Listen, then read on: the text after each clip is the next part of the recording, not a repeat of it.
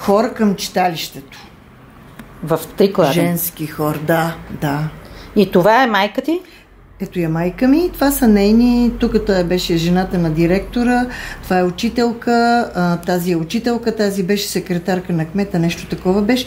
Тази беше работничка на село в стопанство там, в канцеларията. Всичките пееха в един хор, в една трупа. Това е към читалището?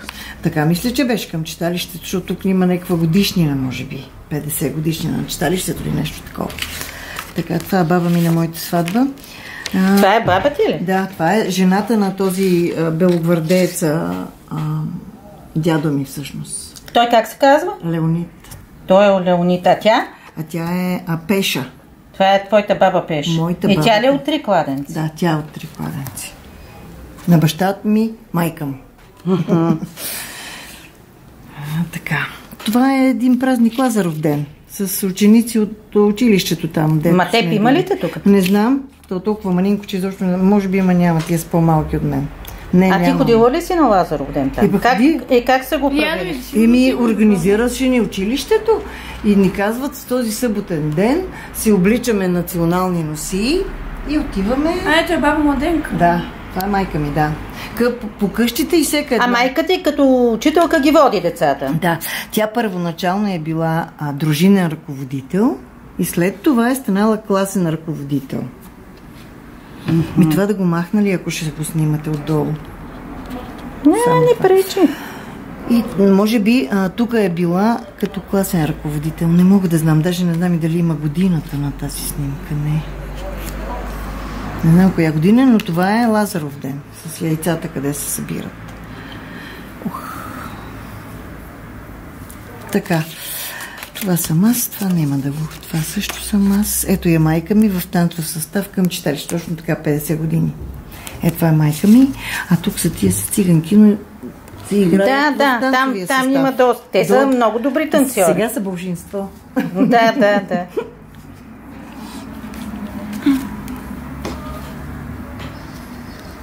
Така. А това е класа на майка ми. 63-ти набор са това. Това е брат ми.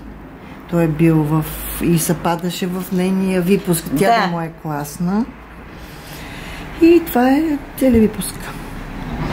63. Ти спомняш ли си от това училище? Какво? Как спомням си много неща, разбира се. Ето тук пак са на някакво целия хор. Доста хора е било. Доста хора, да. То селото беше пълно с народ. Пълно с народ. Циганите не бех толкова много. В Трикладен? Да. Гледай колко хора са били. Даже и аз нямам спомен, че са били толкова много.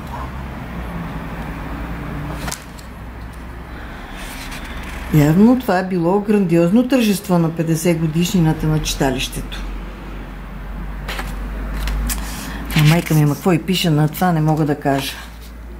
Ето пак 50 годишен юбилей, сигурно пак си е... Тя понеже е била председател на читалището. Тя е била и председател на читалището там. А тя как се казва? Младенка Петкова Леонидова е по мъж. Младенка Петкова Леонидова. Била е учителка, председател на читалището, явно се във всички... Самодеец, да. Самодеец от всичките години. Да. Коя година е родена майка ти? 39-та. И след това, като учителка първо дружинен и след това си остава в училището. Точно така. Тя първо е била на квартирна села, защото тя е родена в Лилече. Завършила е във Враца, но е завършила такова училище, малко повече от средно, защото след това и го приравниха на половише. Там, някаква степен. И така, дошла като се е разпределили на работа в Трикладенци, живяла е на квартира в една жена, която тук има на снимките, ако ми попадне, ще ви я покажа. И след това се запозна с баща ми и там се останала. Тя е отишла там. Да. Това са се нейни ученици. Това са нейни ученици. Всичките снимки са нейни класове, нейни ученици. Това е нейния 63-ти випуск, защото повечето деца познавам от този випуск, защото те са съвсем почти мой набор, нали? А другите, така като ги гледам, убиема, не мога да ти кажа кои са. Да. Нали? Те много голямо село е било тогава. Да. Тук са на някакви заседания, може би са, не знам. Това ми беше моя класна беше от 5 до 8 клас. Казва се Христина Куновска, това майка ми, това още една учителка, явно некъде са били. Училището беше много голямо. Помня, че стаите беха просторни и много високи тавани. Това ми се е запечатало. И се отопляваше с печки на дърва и на въглища. Ти коя година учите? Аз съм учила, чакай, че аз съм тръгнала на 6 години. Видите коя година, 75-та отидох в Мездра, съм била 7-8 клас. Върни 7 години, ще кажа коя година била. 15-7-68. Горе-долу 60. Точно така, 68 година съм започнала в първи клас, защото съм родена януари месец. Майка ми ме е научила да чета на 5 години още.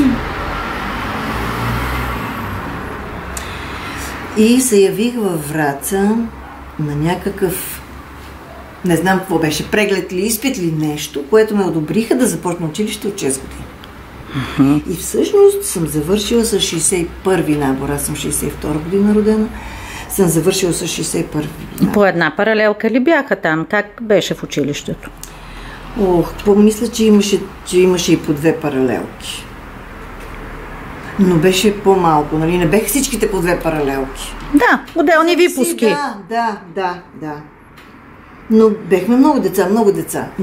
Имаше огромен физкултурен салон и огромен училищен двор. Той сега го има. А сега? Има ли училищата? Всичко се руши и има, но от не знам колко години, може би от 15 години е закрито.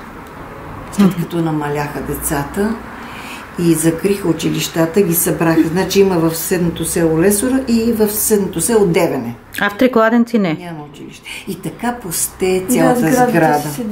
А сградата? Ти ходила ли си? Видяла ли си? Да, даже скоро ходих. Руши се, просто се руши. Това е целият състав учителски на тогавашното, нали, такова. Тия учители са ми преподавали на мен и са се снимали точно пред главния вход на училището. Пред си имаше. Много хубаво беше училище. Беше зелено. Значи по разположение прилича на езиковата гимназия, на двора. Да, така беше. Много големо беше. Ама сега сградата си не се е разрушила съвсем. Ама то с прозорци счупени, цигли, изтърбушени, нали? То нещо, което се е запустило, край, просто няма как. Това е следващия випуск на майка ми. Няколко деца, нали, от следващия випуск. Даже тук и едно момче се беше кандидатирало за кмет от тия тук, но не можа да спечели на селото. Ходехме много по екскурзии по Рилския манастир, на Плевен, много ни водеха. Моята сватба, няма нужда. Еми, разкажи ни за твоята сватба, де. Ти на внучката разказвала ли си? Снимки. Тя ти показва и снимки. Това е също много интересно. Това е на брат ми на клетвата. Я да разкажи за тия новобрански. Вие правили ли сте му? Новобранска правихме. На улицата правихме. И беше половината село. Как се правеше новобранска тогава? Ами с много хора, с жива музика, с песни и танци и така. Правите голема дълга маса? Да, седи под един навес. Прави се навес на цялата улица. И много хора се събират, беше много весело. Хора, песни и така. Но... Това съм аз с баба. Това ти ли си? Прабаба. Да. С това майка ми. Ако ще да го оставя да не... Но да кажа, че брат ми беше пратен да служи в Марица, в едно танково поделение, само защото дядо му е бил белогвардеец. Далече. Много далече и много, много трудно поделение. Значи там са ги тормозили страшно много. И това беше в град Марица. Коя година да е било, аз съм била омъжена, защото това мъжа ми. Дъщеря ми била малка, да е било 82 година, може би. Така, тук майка ми пее, това пак съм аз, това е моята сватба, част от моята сватба. Това си ти с някой. С едно племенич там. Аха, това е твоята сватба. Айде да ни разкажеш за сватбата. Сватбата първо имаше при Стануша. Март месец, сватбата беше май месец. На Пристануша? Какво се прави при Стануша? При Стануша е като годеш. Да, само че идват да ме взимат от дома, идват мъжа ми с родителите, с бъдещите кръстници, с приятели и така нататък. Те идват на гости у вас? Да, идват на гости и мене ме крият. И ми дават една обувка да се пълни с пари, за да ме откупат. Аха, това на годежа ли? Да, защото сватбата аз си бях вече в Враца, нали, си живеех във Враца и на сватбата пак дойдоха да ме вземаха, но не беше чак така, нали, по-интересно беше на годежа. И с тая обувка? С тая обувка слагат там някакви пари и ме търсят. И стайте да ме намерят. Уж съм се скрила. И след като ме намериха вече и нали, свекър ми и свекърва ми там с моите родители говореха, искат ме и така. И аз си се бех дела отдавна. Значи ти се пак по любов си се оженила? Ох, да, дума да нема. И коя година беше това? 81-а. 81-а година беше твоя годеж и твоята сватба? Точно така. И след 3 месеца родих. Така ли става? Така става. Значи трябваше да рода септември месец, обаче отидохме с моя мъж на гости на София и там стана катастрофа. Аз бех в колата и родих по-рано. Да. Тя дъщеря ми сега е родена в София. Тя не е. И това също ми направи впечатление тогава. Как? Защото не съм софийски жител. Те ме караха през нощта да обикаляме по всички поликлиники и болници и не искат да ме приемат, защото не съм софийски жител. Щех да рода в колата. Да. Та чак в окръжна болница в София ме закарах. И там ме приех. И родих. Това е дъщеря ми. Ето ме. Ето да. Успешно е приключило. Не, аз се бързо родих, между другото. Нали, не съм такова. 6 часа сам съм се мъчила, но нямах никакви проблеми с раждането. Нямах шевове, нямах нищо. Така, какво друго да кажа? Тук е една сватба на... Моите родители беха кръстници на... Не е верно, това не е. Тук на една сватба на моята майка, на приятелка, на син. Това не е интересно. Така. Нищо то са сватбите, да. Интересни са некогашните. Тук не знам, пак на 50 годишнината на читалището, не е какво и мало нещо. И това тук, където си пиеме на сватбата ми с моя съпруг. Дигаме на здравица в чашите. Те са надписани чашите, ама тук не се вижда. А тук на изписването на детето... Имахте дарове? Имахме дарове, точно така. И даровете стигаха само до най-близките. Защото сватбата не беше кой знае каква голяма. Беше тук в Балкан Турист. Той беше Балкан Турист, ама сега е полицията. Сега е МВР-то. Така. Тук беше сватбата и беше един хубав ден. На 31 май. И така... Това е на кръщаването на дъщеря ми. Тук има още снимки такива, не знам къде са точно. Тогава, нали, беше забранено църковните кръщавания и само не в съвета, в общината. Имаше такова нещо.